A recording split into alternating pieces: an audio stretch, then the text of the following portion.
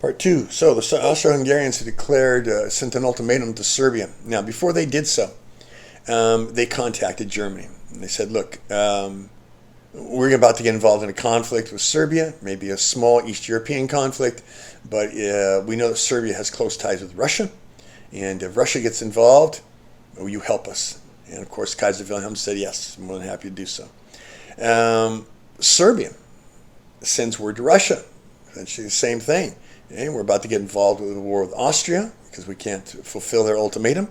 If the conflict breaks out and Germany gets involved, which we know has close ties with Austria, will you help us? And Russia says yes.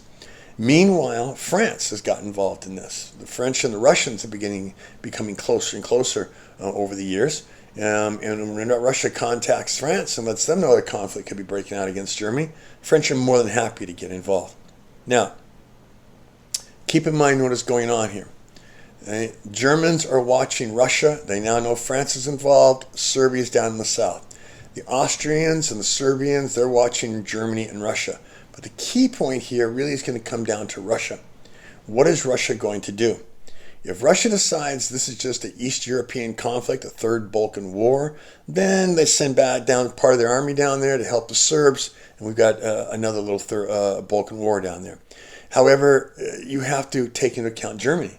If Germany decides to side with the Austro-Hungarians and decides to invade Russia, well, Russia knows that they're a slow-moving army. They're going to take a while to mobilize. So can they afford to assume that Germany won't invade? And the answer to that is, well, of course not. Germany, on the other hand, also has a timing problem. Right? The Schlieffen Plan says 6 weeks. Right? If Russia decides to mobilize and start sending, it looks like they're going to sending troops west, and France is involved, we've got to knock out France and get our army back in 6 weeks and knock out Russia. It's a timing issue. So we can't spend a lot of time negotiating. We have to know what's going to happen. November 1914, August 1914, the Russians begin to mobilize, and they mobilize, of course, their whole army. Germany immediately kicks into action the Schlieffen Plan, and their armies begin to move west. The idea is to get it done in 6 weeks. As they move west, remember, part of that army is supposed to go through Belgium. It's supposed to be essentially a clean cut. There'll be some conflict, but we go in, we go out, ain't not too much trouble. While all this is going on, let's take a look at Great Britain. Now, Great Britain, while it is a member of Europe, has always seen itself as somewhat separate from Europe. And it was happy to exist with its empire. But its empire was based on its naval power. And its naval power was based on the idea that a 10% plan, that Britain should always have at least 10% larger navy than any of its rivals. Germany had been building navies since 1890, and the Kaiser had come to power, that rivaled the British. On top of this, German ambitions and militarism in places including Africa and in Europe had begun to make the British nervous. They were watching things very, very carefully, and their relationships with France and even Russia had improved a great deal. As the German nation moved west, and that part of that army hit Belgium, what was supposed to take a few days, in fact, took 3 weeks because the Belgians actually fought back. They slowed down the German army. The British saw this, and along with their other concerns, decided to side with the French. They sent an army to France. The French sent their army northward to deal with the coming Germans. The Germans were slowed down. By the time the Germans were able to get into France in the northwest, they had to deal with both the French and the British. And the rest of the German army was slowed down by the French defenses. Pretty much most of the major battles that take place during World War I take place in the northwest of France. And that's pretty much where you have trench warfare, and you have most of the ideas or the pictures or the film you see of war in World War I. It comes primarily from northern France. They hit each other, they pretty much stayed. One of the big questions they have for World War I is why did it take so long? Certainly no one at the time thought it was going to take 4 years. Everyone was saying the war will be over by Christmas. Unfortunately, nobody said what year that Christmas would be in. And to put it simply, and it certainly is a simple answer, guys, but one of the major reasons why this war takes so long is because you have 20th century technology and you have 19th century attitudes about war. Understand that war in the 19th century in Europe was thought by to be an act of honor, of bravery. It's the time in which humans were able to show their best qualities, respect. That was this romanticism of war that had taken place. The idea that the most glorious thing a man could do is lead a cavalry charge. This was a 19th century idea. But in World War I, you were using 20th century technology. So you were using machine guns, barbed wire, you were using eventually tanks, airplanes. There are instances early in the war where cavalry charges were taken against fortified machine guns with barbed wire, and you can imagine the results. It was a disaster. But you had 19th century generals fighting with 20th century technology, and the result was mass murder. Millions of soldiers dying from warfare or from disease, and really leadership unable to get a grip on this new technology. 1914, World War I begins, and we begin to have trench warfare, particularly in the north west of France. But of course, you see battles all over Europe. Now, let's go over to the United States. United States, 1912. In 1912, the United States, there was a presidential election. Woodrow Wilson won the election. He was a Democrat. 1912. In 1914, when World War I broke out, Woodrow Wilson said, "We are not involved in this war. We want nothing to do with it. Right? We are neutral. We are going to do business with everybody. We'll trade with both sides." Now, that immediately created a problem. When the war broke out, one of the main ways in which the nations fought each other was by creating economic boycotts, trying to destroy the enemy's economy. The British did this by sending their destroyers, their dreadnoughts, to harbors and bays in Germany and their enemies, and blockading those bays. So no shipping could get out, no shipping could get in, no trade, no business, destroy the economy. When the British did it, they essentially stopped the merchant ship with their battleships, got everybody to leave the ship. If the stuff was good, you kept it. If not, you got rid of it and you sunk the ship. Not a large loss of life. But Germany had a different method of doing this. Germany put a lot of their money into U-boats, submarines. Now, U-boats in World War I were extremely dangerous. There was not a guarantee that when you went down, you came back up. There were, of course, air breathing problems. There were problems with torpedoes, not knowing whether they actually would go forward or wouldn't go forward, whether they would explode when they hit the enemy. So it was a dodgy kind of business.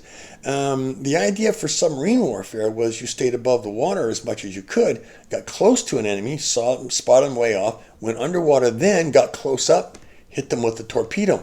Usually that meant a large loss of life. The German method of submarine warfare was extremely useful and extremely successful. They began to choke off military supplies being shipped to Britain. Now, another peculiarity we need to put in here, guys. In 1914, war was still thought to be a military thing. It didn't include civilians. So when people decided, let's say from the United States, decided, well, we want to go on honeymoon in Britain, they assumed they could get on an ocean liner, sail across, and nobody was going to attack them because they were civilian ships. The British began to smuggle military equipment in these ocean liners as a way of getting through the submarine or the U-boat blockades. The Germans found this out. In May of 1915, a German U-boat sunk a ship called the Lusitania, on which over 2,000 people died. But for America, their headlines read 128 Americans killed by German U-boat. Wilson immediately protested and declared the United States had a right to do business and the civilians had a right to travel the world without danger of being killed by German U-boats. And he demanded that the Germans stop. In April of 1916, Germany agreed. Germany agreed when they agreed to stop German warfare or U-boat warfare, and agreed that they would no longer sink indiscriminately.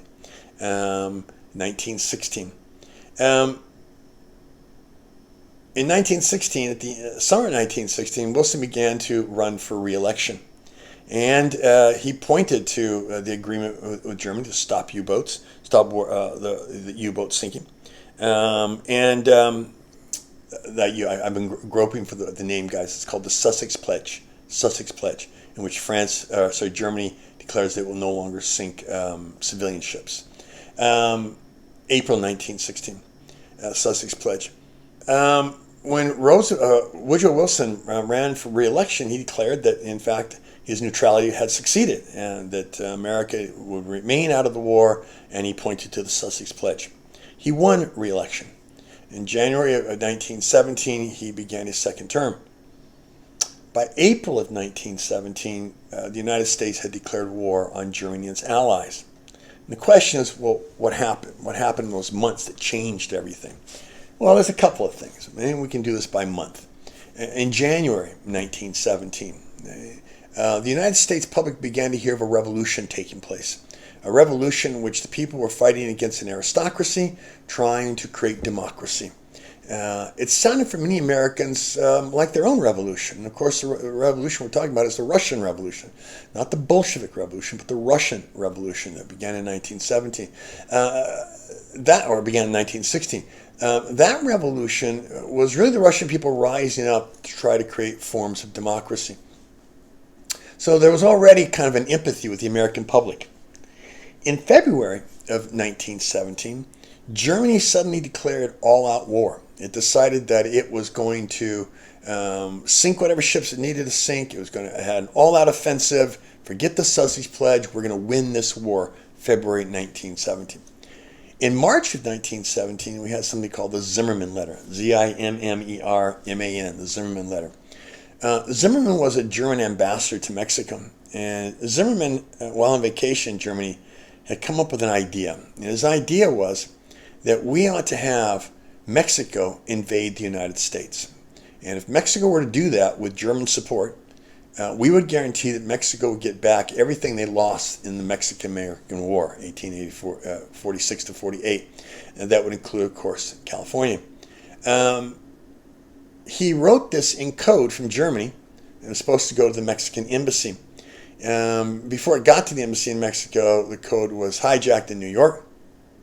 And soon it was in every newspaper in America, the Zimmermann Letter.